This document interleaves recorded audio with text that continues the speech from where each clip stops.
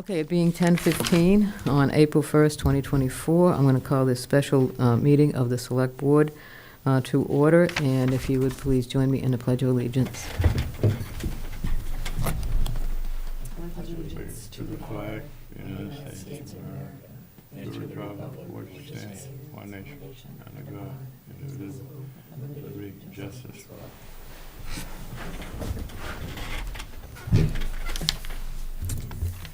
Okay, just as a little background for those tuning in this morning, if you saw our meeting last Monday, we talked about some proposed new legislation for accessory dwelling units. There were some concerns raised about, and it turns out we were going to wait until our next regular meeting on April 8th to talk about this in more detail, but we found out the end of last week that there will be a public hearing on this on April 2nd, so we intend to give some testimony there, and the deadline to provide any written testimony is the end of the day on April 2nd. So that's why we're here today, to finalize a letter to be sent to the subcommittee that is holding the hearing on this.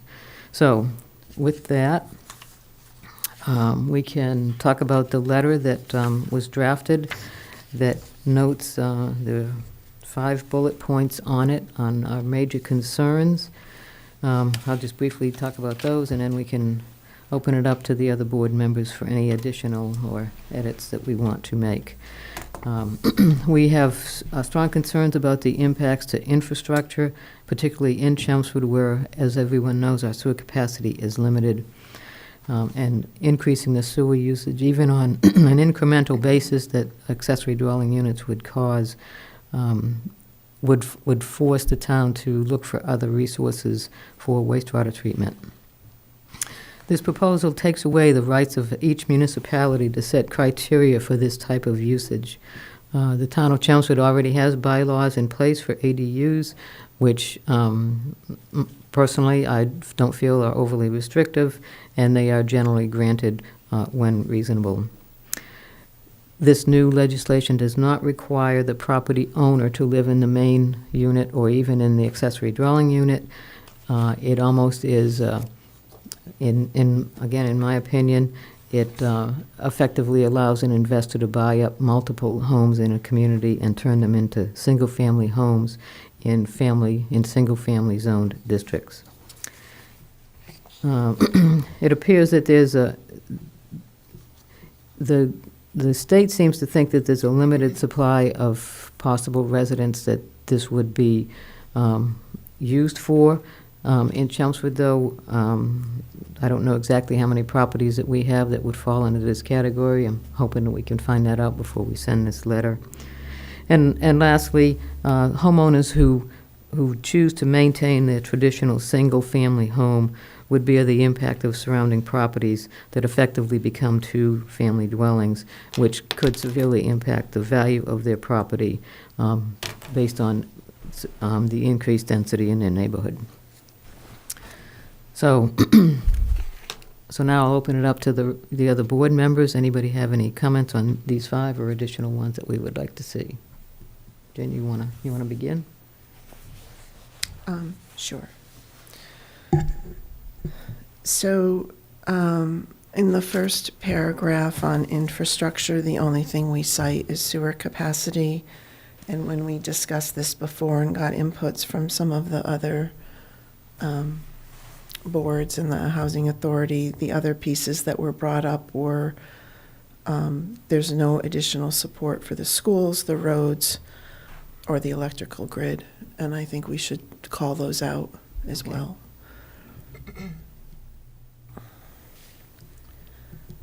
You want me to just keep going? Sure. Okay. The second bullet, I'm wondering if that should be the first bullet. Because that's really, even at the planning board, and they're just really making single-family zoning obsolete.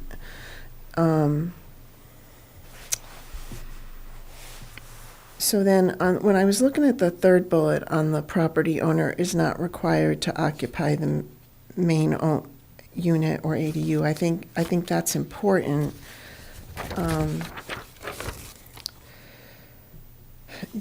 Is there anything, well, I don't know if we want to be more explicit, and so I'm kind of thinking out loud here, but I went back in my notes from the planning board meeting, and their three main points were, one, they were opposed to the state mandating it and taking away local control, which I think you've covered. The specific aspects that they were opposed to, that they wanted to specifically ask be changed, assuming that, under the assumption that we're not going to stop this, right? So let's try to change it. Is one, that in the proposed legislation, the ADU no longer needs to be attached. In our local, I actually brought the local bylaw, if you guys want to look at it for reference. You want to start on the second page at 195-6.1. But our local bylaw requires that it be attached.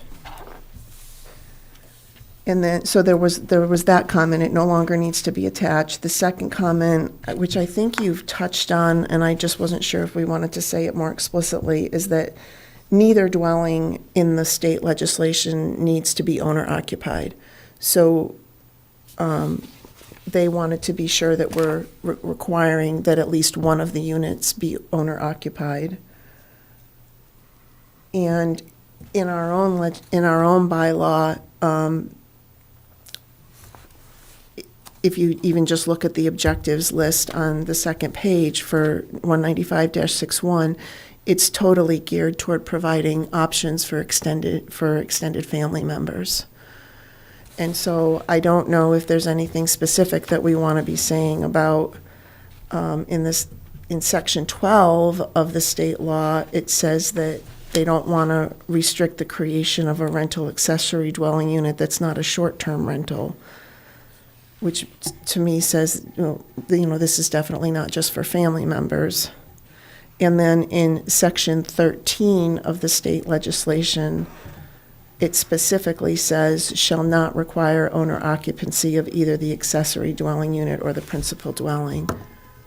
So I don't know if you guys need a copy of the state stuff, I brought that too. But I think, I guess, Pat, my comment was, do we want to call those out specifically and reference their sections? Section 13 says that neither unit has to be owner occupied. We need one of those units to be owner occupied. So just kind of to summarize, the specific areas of planning board no longer needs to be attached, neither dwelling. One of the dwellings should have to be owner occupied, and the family use has been removed from what we currently have.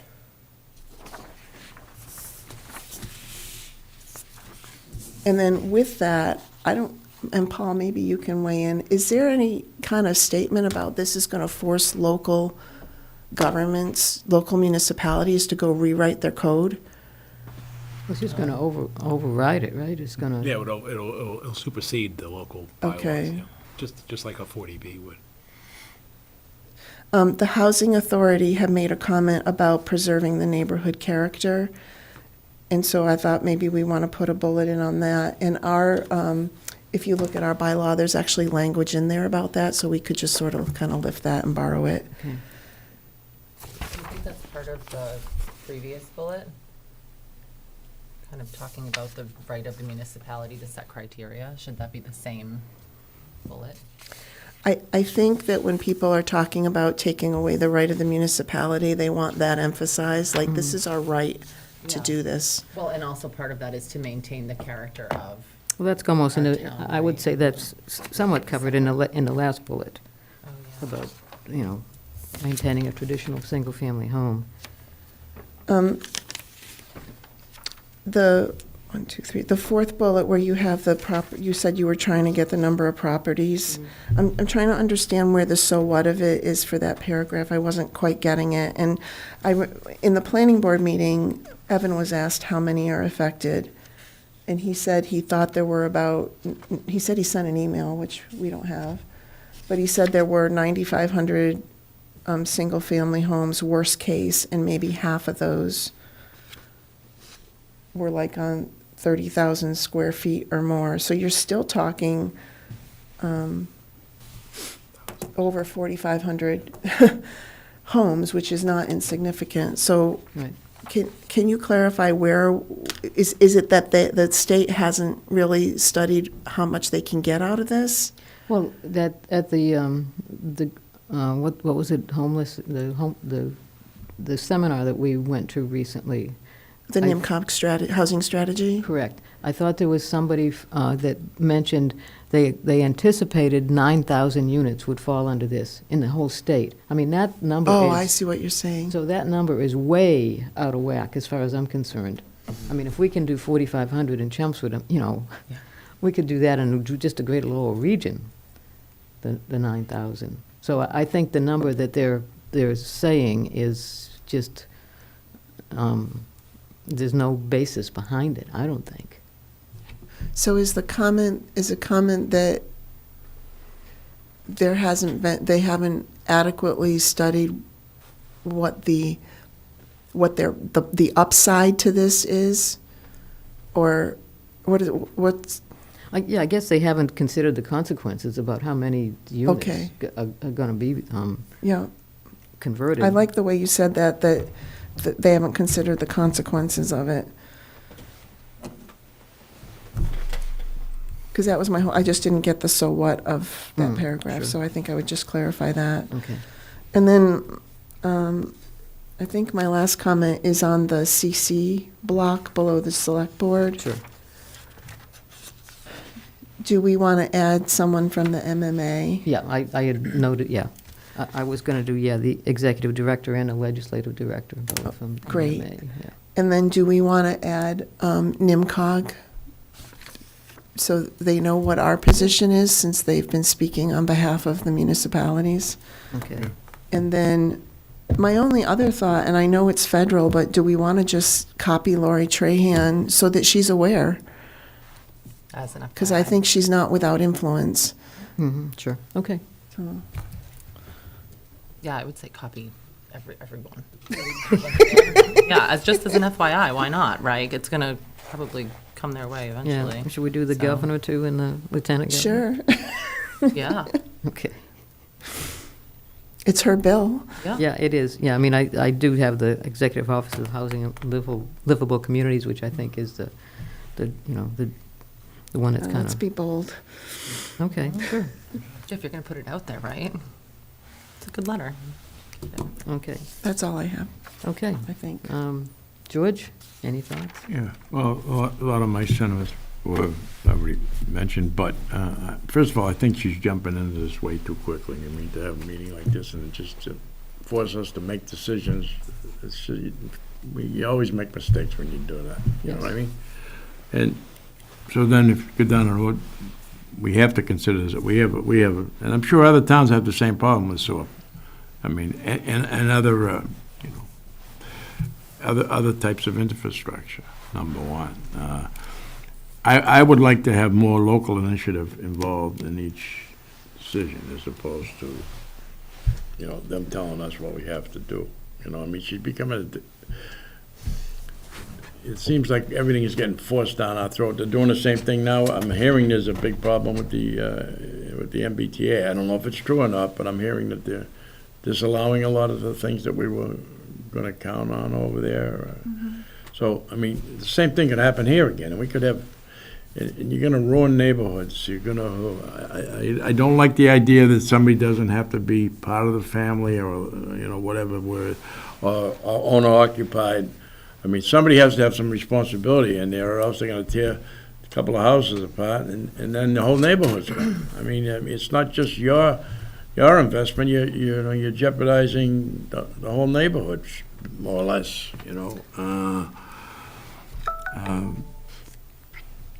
Let's see what else. And then, of course, if there was something that there was a question, I would assume that they would be allowed to have a variance.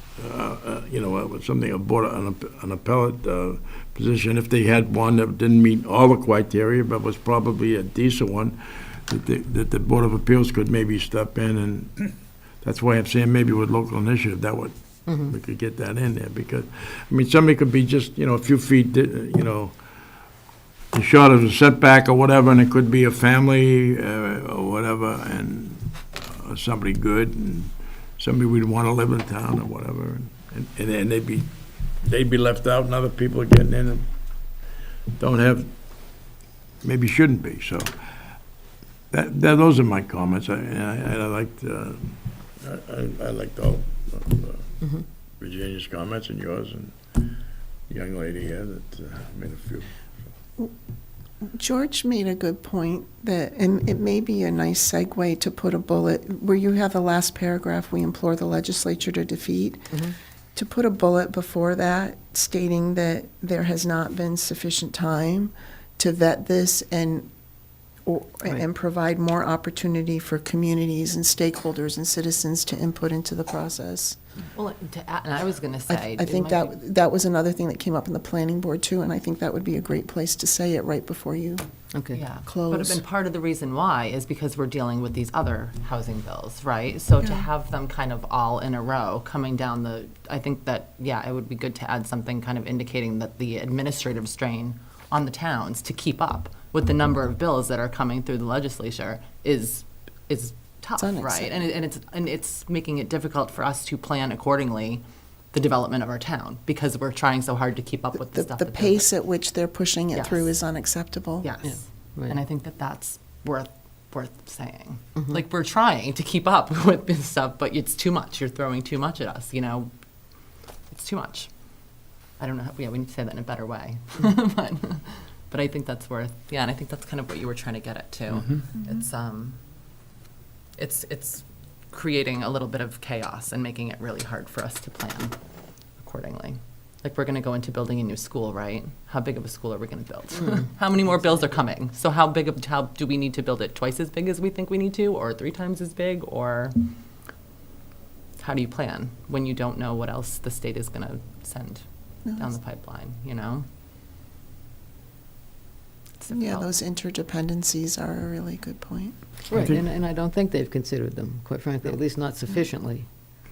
There probably should be a limit as to how many people can live in the unit. I mean, Our bylaw says no more than 2. that's what I'm saying. Because it's And so they intended to could be put like 4 or a- 5 in there, and all of a sudden it's got 3 cars, you know what I mean? Because our bylaws are intended to allow for in-law apartments, essentially, and- right? and one For of the- elderly parents. They're not intended to be multifamily properties, which is kind of what this is. Right, and they're Right. trying to also address the younger generation not being able to.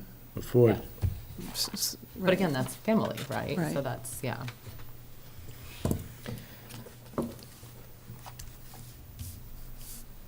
So I know you got it all down, Pat, you're all set. Yeah, well, Paul, you do bet. you have anything else? I mean, obviously, you're going to put today's date on it, because it. Oh, yeah. Yeah, okay, that was the first thing I saw, was the date at the very beginning. Sorry, can I just can we get that housing number? Can we put a number in there where the XXX is? I mean, or Oh, yeah, an yeah. approximately? You can say Yeah. over 4,500. Yeah, right, yeah. Okay. And the only other the question I had is water. Do we know if there's a water, in our case, if there's a water restriction in terms of, we have the water capacity?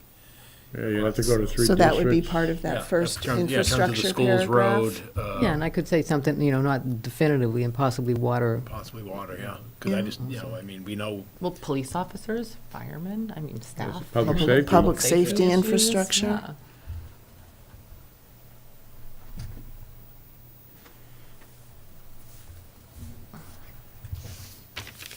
Okay. So I have signed up to give testimony tomorrow during the public hearing, and I know there's going to be a lot of people that are going to be there. So rather than read the entire letter, I just wanted to ask what maybe the 2 or 3 major points people feel should be focused on during that public hearing. And then I will follow up, obviously, with the letter by the end of the day tomorrow. the MMA is going to be testifying. They're going to obviously focus on the local control issue. Local, So I don't local think, issue. so I don't know, you need to dwell too much on that, because But we they're should going to. say it. Right, you should say it, but I'm just saying, you don't need to hammer that, because the Right. MMA is going to hammer that, because that's their big issue, is the local. So I think you mention it, but I think if you're going to emphasize, I think you go to the bigger issue in terms of how this would impact the infrastructure of the community. You Right, just yeah. don't, you know, having, in terms of having sewer capacity and school capacity in particular, are big issues of what are the impacts, Yeah, and and the additional- time to address those issues, meaning that, you know, the time to address those long-term investments in schools and sewer infrastructure, you know, is gonna get outpaced by the in-law, the accessory apartments, would be, clearly. And I think that's the issue, is then the chaos or the difficulties you have during that, you know, gap. Yeah, I think the kind of chaos and the overwhelm, I don't think that the state sees that the towns are scrambling. You know, we're dealing with the 40B things, we're dealing with MBTA, right, which is still relatively new. And now we have this too. I mean, and the towns are scrambling to figure out where you're going to put all of this property. It's really difficult to keep up. If you were to make the 3 key points, the short statement about usurping the local control and making single-family zoning obsolete, Paul's comment about the infrastructure and the time, having the time to address it, is there a third point that would encompass some of these, like, okay, and there's some other things that we're concerned about, like owner occupation versus allowing this to become an opportunity for developers to come in and destroy single-family neighborhoods? Like, is there a statement that we can kind of make that covers the rest of the stuff? And I think it's around that overwhelm and that lack of ability for towns to control their growth and plan accordingly for it, you know? And I feel like that might be a good wrap-up, to just say, you know, we're trying to plan for our futures, and it's really difficult for us to do that. I agree. when- I'm trying to get Yeah. at, we want to call attention to, there are some specific suggestions we have to change this if it is going to go through, like, and we want you to look at those. I think limiting the number of people, people can live in, occupants, because you could get people, where we live so close to the university, you know, people, kids are always looking, you could get somebody to rent that and put 5 kids in there. And, Sure. you know what I mean, if we don't have But something. if you have the owner occupancy, that may curtail that. In other words, I think the biggest one is the issue of the lack of owner occupancy in one of the units, because you're right, if there are those things that happen, George, Yeah. But it's even if it's you- different if you're there living next door to it, or if you're owning it and you're Yeah. detached. But even if from you it. have owner occupancy in one unit, Yeah. that doesn't derail investors from coming in and creating, moving things into multifamilies, because someone will buy it and they'll rent out the back apartment. Owner occupancy in one unit with a non-related party in the Yeah. other unit But it's better does not than- maintain any of our, But it's a lot of- our It's local better than no bylaw owner intention. occupancy, it's which better is than how no this occupancy. is written. It's Well, better it's than owner better, but it also does not kind of, in my opinion, I don't think it derails a lot of the We- concern that we have about things being turned into multifamily. Well, we can say owner occupancy and family use. Yeah, in family use, which is. Which is what our bylaw The is. issue of the old in-law apartment is the idea, in-law was relative, Yeah. yeah. Right. But yeah, but So- owner occupancy in one unit, So it would Without be the- emphasize the local authority quickly, the infrastructure and the time to address, and then if there's other specific changes we recommend, please review the letter, and one of the most important is owner occupancy and family use. Is that, I think is so, that what you're yeah. looking for? Yeah, exactly, yeah.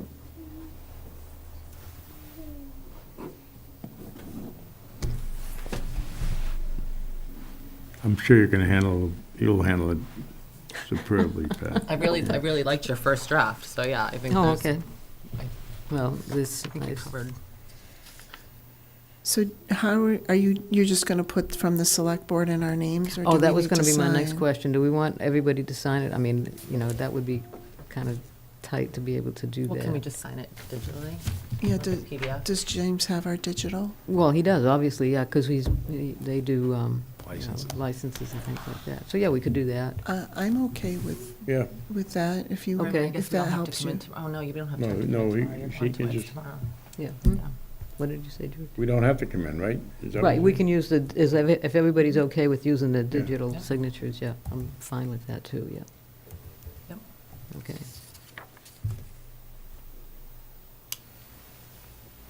All right, anything else? Do we want other boards to sign it also? Does the We planning? can at this It's, point. we don't have Okay. time. Yeah, Okay, that's why we have this meeting today. yeah, yeah, yeah. And do they have their own letters? Are they submitting? like, I is have it- no idea. Okay, just curious. I didn't know if they had kind of asked you to submit something from their behalf or, No. okay. All right. Is that it? Thank Do you know if anybody else is going to I- testify I don't know that either. from the area? No? Okay. We'll, Good. we'll Thank find out. you. It's going to be live streamed, so you could watch Yeah, it and I'm see, going to. and see who shows up. 4 hours, 1 to 5. Just so you know. I mean, I'll just have my earbuds in all afternoon listening. Yeah. Thank you. You want a motion? Sure. It's 10:40. I will make a motion to adjourn. I'll second the motion. Okay, all in favor? Aye. Aye. Thank you.